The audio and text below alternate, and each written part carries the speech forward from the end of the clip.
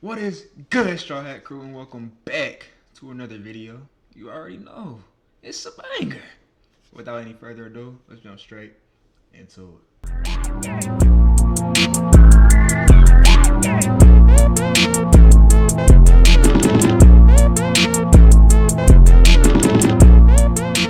Alrighty, and for today, we got the stupidity of rebrand culture. I'm guessing he means as in like someone trying to rebrand themselves, and I don't really think that's stupid. But we're gonna get into it, see what he's talking about, and you know what I'm saying? See what? I don't know who started it. I don't give a started it. The are wrong. Oh, Juice! Yeah, get out of here before I stick my. Hurry up. Bro, What? she's 16. She is Bro, if you 16, think I take this Jesus. Discord serious, Wait, can you go open that door over there? Yo. Why? Cause I'm your master and I told you to. Recently, I've seen I forgot Neon was a little racist bastard at one point, bro. Bro. How did Neon even get his success? Like what did he start doing that got him up to that? Like that's what I seen of him first, was those racist clips. That's when I first seen Neon. So I don't know if he started doing something after that, or I don't know. All right, seen my fault. content creators with the most jaded past coming out trying to act like their past just doesn't exist anymore and try to come on the mainstream platforms and have funny jokes and basically fully rebrand themselves. And I'm most recently talking about Cuffham specifically because he was just featured on Kai Cenat's Subathon, but it's a trend with not only him but Neon a couple months ago as well. Even people like Convy and Cheezer who were upset that Kai Cenat wouldn't acknowledge them because he feels like they are racist or weirdos. Yet we'll sit here and spam up and down that they have changed, that something is different. Yet a couple months ago they were making jokes just like this. Is that a naked baby, bro? No, he's not naked. Get him naked. I want to see him naked. And you might not be You're a sick bastard. That there's just jokes you don't say, like that. You don't joke about kids, bro. Like that shit is weird. That shit is weird, bro. You don't joke about kids. You don't joke about none of that shit, bro. There's certain things that's off limits, bro. And trust me, I'm a joking ass nigga, but I know when certain things are off limits. Shit is insane. able to tell, but I'm going to be using the word joke very loosely here because a lot of this stuff can just be boiled down to pure racist remarks or stuff like that where it's just outright statements that are completely odd and weird and in no way, shape, or form actually contain the elements of a joke at any point in time. Yet they'll sit there and say that was peak comedy back in the day, being 2 months ago, and that they are a completely different person and should be allowed on these mainstream platforms. But you could definitely see this with Cuffham, who we're going to be deep diving today, but I'm getting a little ahead of myself, so why don't we start from the very beginning with who even is Cuffham and what is this jaded past I'm even referring to? 0, 0, 0, 0, 0. Hello? Hello. Oh my God, bro, get the my I will say this though, I feel for that nigga when it comes to this type of shit right here, boy. I don't know how I would feel if oh my God, have y'all seen the clip? Have y'all seen the clip of him on this shit right here? He sees two girls, and then like one of the girls is making fun of him, and the other girl's like, "Stop! He's clearly special." I'm not gonna lie, I'm not talking to no females for the rest of my life if I ever had that happen to me. If you've never heard of Cuffham before, he is a live streamer, a part of the Aiden Ross friend group. Even though he was friends with Aiden Ross, I don't want to doubt the fact that he didn't have his own content. Out of anybody in Aiden Ross's friend group, I feel like Cuffham streamed and put in the most hours and the most effort, being a rapper, reactionary YouTuber, doing PO boxes, and even having some collabs you probably don't even remember. He's been on platforms like Flatboy Max and stuff when he used to do Diss Wars in Discord, and has grown a massive following of people not finding him attractive as well. Like you just saw in that clip, he would wear mask on Monkey or just go on Monkey period and have people react to what he looks like. And most of the time it was negative, clipping that up, posting it on places like TikTok, Twitter, and everything, and amassing this audience of people saying he does not look attractive at all. And most recently trying to take his content career to the very next level, but doing big name collabs with people like Kai Cenat as he tried his hardest to get invited on Mafiathon 3.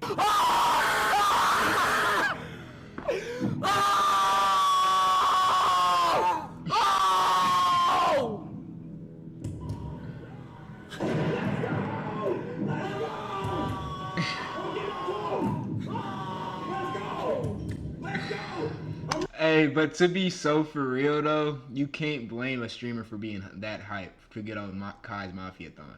That's a stimmy check, bro. If you could be you could literally be a no-name, a complete no-name. Get on Kai's shit, you wake up with 10K. It could happen. Will it? But it could. You could literally just wake up with 10K the next day.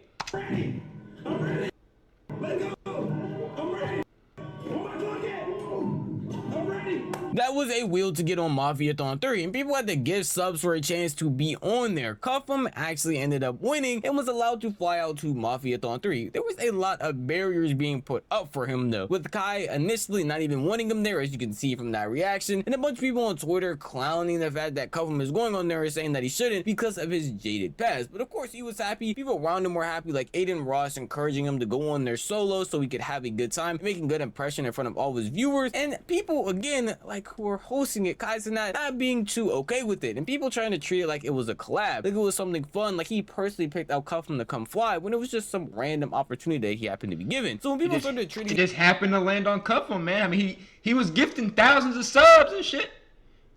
I don't know about thousands, but he was gifting a lot of subs, bro. I seen a couple clips where he hit 100, and he had to hit another 100. He wasn't playing about getting on that wheel, boy.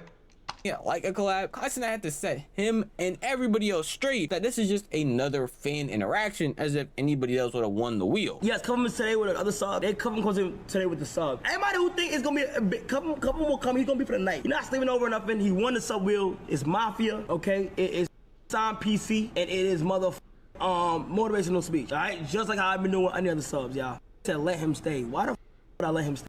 I hate people that like. Y'all think it's a crossover, man? Nah, Cuffham, I'm allowing Cuffham because he won the shit. He gifted a lot. Cuffham appearances seeming like the biggest segment on Dude's whole subathon. LOL. Most anticipated at least. Ain't tuned in once, but I speak for us all when I say we will be there once Cuff shows up. LOL. Don't speak for us all, because I didn't show up. But you know, I feel you. He's an entertaining-ish guy. I can watch him do his thing for about 10 minutes, and then I'll start to get a little bit like, all right, he's getting a little loud in my ear, man. You know what I'm saying? Oh, why is he trying so hard to hate this guy? Damn, treating a fellow streamer like that? Cold world out here in content creation. Bro would rather have DDG stay than Cuffham. DDG literally not funny at all. He do is talk about how he got more money than niggas. If you had never heard of Cuffham and didn't really know anything about what he does on his streams, you will look at comment sections like that and probably agree with them. What's the point of being so odd about everything when Cuffham just seems like another ordinary streamer, especially from Kai's side, where he's trying to be super cautious and he's making it very apparent that this is not a collab, but just someone who won a chance to be on his stream. A lot of people are seeing that and definitely getting the cold shoulder vibe. I feel like he did that for a multitude of reasons. For one, it's like it's not his image attached to it necessarily as much as it would be if he brought him in for a collab. His image isn't tied to him as much as he is when he brought in as a fan. You know what I'm saying? So that's one reason. And I think another reason was just because that's how it was supposed to be. He wasn't supposed to be a collab. He was supposed to be a guest. That's what you do when you win the wheel. You come as a guest. So. And probably wondering what is even the point. And as you can see from those comment sections on Twitter, a lot of people are trying to stick up for Cuffham, say that he's going to be a fun collab. This was all before he actually got on the stream, obviously, and make it seem like he is going to be one of the best things to happen to Kai Cenat. Obviously, that's a crazy thing to say, but a bunch of people are just very misinformed or just uninformed completely, because Cuffham is the same person that made a lot of terrible jokes, if you can even call it that. That is the reason why people are looking at him as a complete brand risk. Holy shit. Bro, say the line. Say the line. I can't breathe. I'm not doing it. While I'm with you, Snaggy gonna hold up flag. That happened so fucking long ago. Let it go. Let it go. Like, stop it. You're dragging it. This shit pisses me off.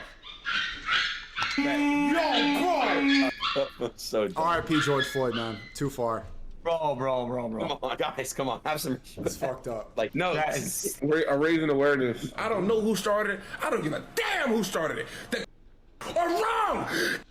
Oh, Jews! I'm not even checking what's going on. I don't give a damn about the timeline. All I want to see is 60,000 nukes bombing Israel. For the unaware of Cuffham, you are just now getting introduced to what his streams are more like. That's mainly the realm. Jokes like that go way too far, and again, I'm using this joke word very loosely here because a lot of that is just saying offensive stuff and doing offensive stuff with no real backing behind it just to get a laugh, which most of the time isn't even worth it. And you would think that people he hangs around would be okay with this behavior. Obviously, he was on Adin Ross stream, you saw in one of those clips, and he's completely fine with a bunch of his friends being cool with it, but he tried to do the same energy with Sneeko and XQC, and they weren't even okay with it. Somebody who was, again, another brand with Sneeko is thinking you're taking a joke too far. That's how you know what you're doing is not meant to be on the internet, and it's not funny, and again, it is not even a real joke. But it gets even funnier. What's the joke in that? Like, what's the joke? I can't find the humor at all. I looked through every molecular structure that it had, and I couldn't find the humor in it. So because when he was on that same stream with Sneeko and XQC, he was being so unfunny that XQC called him out for repeating these same racist, stupid, dumb jokes that he kept on doing and calling him a literal loser for it. Bro, X, look at Cuffham. Is he locked in? All right, bro, stop that. Actually, I'm thinking. How is he so unfunny? Like, how does one become so unfunny? Probably smells so bad. Stop him. Have you thought about? No, there's just like, have you thought about the fact that if your only 3 jokes are like fucking George Floyd and it's not funny, you're just a fucking loser. Ever thought about that? Yeah, those are my only jokes. What are you gonna do about it? Your only 2 punchlines are like racism and shut up, anti-Semitism. Like, you listen to fucking Skrillex. loser. So now a lot of you might be seeing why Kai is a little bit weary to have this guy on his stream. Mafiathon is pretty big with a lot of sponsors backing it, and you're about to bring on a guy whose entire brand is just being a brand risk, making jokes that aren't funny, putting on George Floyd masks, hanging flags that are terrible representations of terrible ideals, yet just laughing it off as if it's just supposed to be a funny joke. What's even crazier about this is the fact that he is trying to rebrand himself by going on Mafiathon. That clip I just showed you of XQC calling him a loser was them playing Peak. Peak is a recent game. That was this year. Yet when he's going on Mafiathon, he's trying to make himself seem like a different person. He's not making any of these type of jokes. He is just trying to use this as an opportunity to again rebrand himself into the mainstream, which is a consistent thing we have. Like I said, I don't think rebranding is necessarily a bad thing. You're never gonna forget nobody's ever gonna forget your past though. Like, that's still gonna get brought up. But I don't know if he's really rebranding though, you know what I'm saying? Or if he's just rebranding for the fucking Mafiathon. Or is he really gonna try to trying to stay out the controversy, you know what I'm saying? Just stay to himself, grind to himself, get that bread up. I don't know. I highly doubt it though. He doesn't seem like the type of dude to be able to do that to me. But you know, just seeing from Cuffham, but it's odd that people are consistently trying to do this when in all reality we can just search your name up and see clips like this on the dozen. I'm being very lenient just showing you those, but trust me, there are more on top of more on top of more on top of more clips, and people will get confused when they get treated a different way, as if this isn't the type of brand or reputation you built for yourself. Because Cuffham's reaction after he was getting treated weirdly on Mafiathon makes no real sense to someone like me who can think critically and understand why they would be put in a weird position to have somebody like him on the stream in the first place. I ain't gonna lie to you, when I first got there, look, I can talk about it now, laugh shit, cause everything good now. But nigga, when I first got there, nigga, they was treating me like facts. I had 3 security guards following me everywhere I went. I'm like, damn. Like, me and Cuddy was dead going back and forth. I'm like, yo, chill, Cuddy. I'm like, I'm here to hit him. You know what I'm saying? Bro, they had to make sure you didn't say nothing crazy, do nothing crazy. Like, you're just a risk. You're at risk, bro. Like, what do you not understand about that? You are not PG friendly, man. You do not get no sponsorship money because you can't keep a sponsor. Like, what do you not understand about that?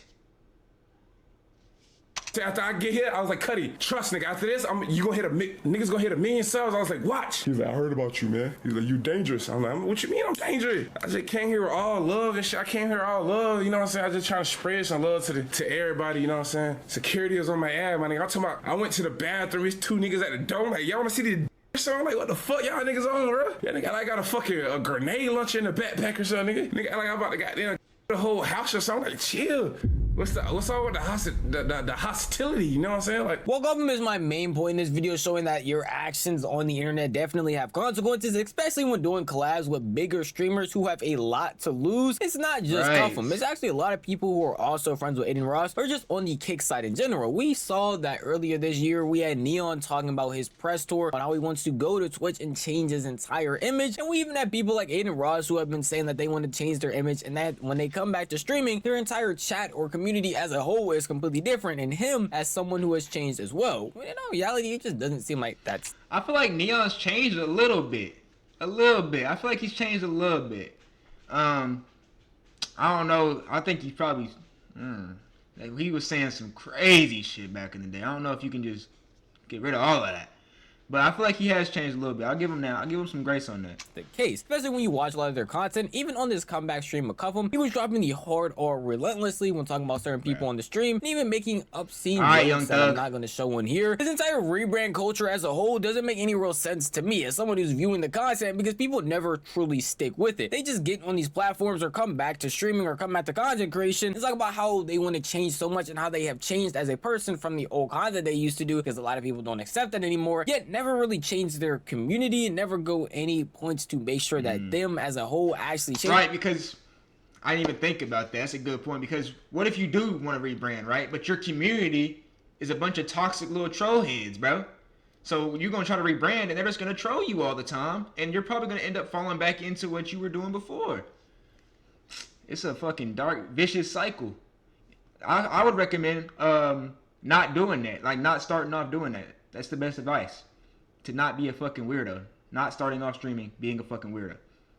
Pretty good advice. And just consistently say that they are changing as a person, when in all reality they're not doing much, but just ignoring these stupid things that people are saying in their chat and trying to pretend like their past doesn't really exist. And we can see that this has consequences consistently. But even Adin has come out and said he regrets a part of his content creation career, specifically the more Trump or political era that he was doing. I had a call with someone in my team. Can I tell you guys something? Now that I look back on it, I really wish I never got into like politics. And I feel like that's a cool thing to like talk about. Obviously, it's like, you know, I just kind of like, I know y'all didn't like that era at all, except for the Trump like stream. Obviously, at the end of the day, it was the president. Now that I look back at it, it's like, damn, like so many people just tie me to it, and now it's just like, fuck, like no matter what, they don't even get to know who I am because they don't like even want to. Oh, he did the stream with Trump.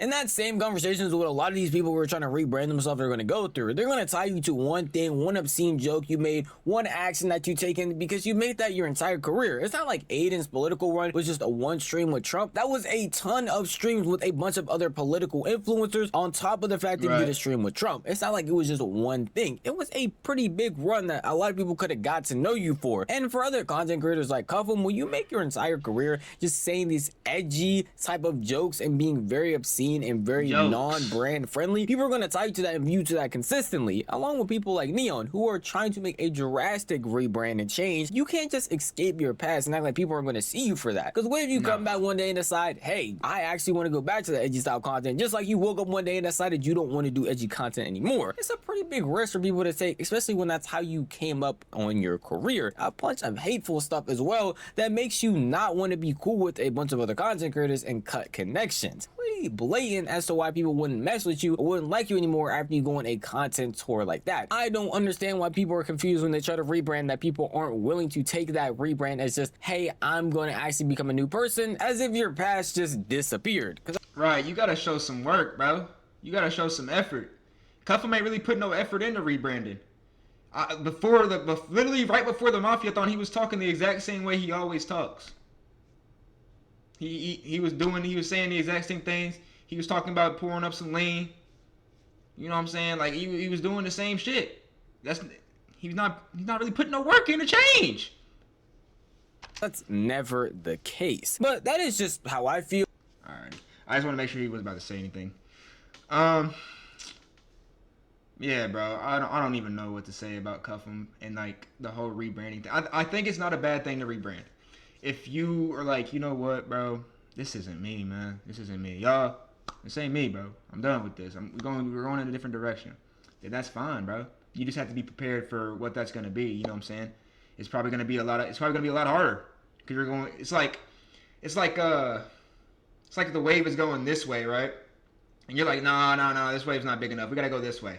So then you have to go all the way back across to get, you know what I'm saying? But with that being said, I hope y'all enjoyed the video, and I'll catch y'all in the next one. She call me Luda, bitch, I roll out with my shooters.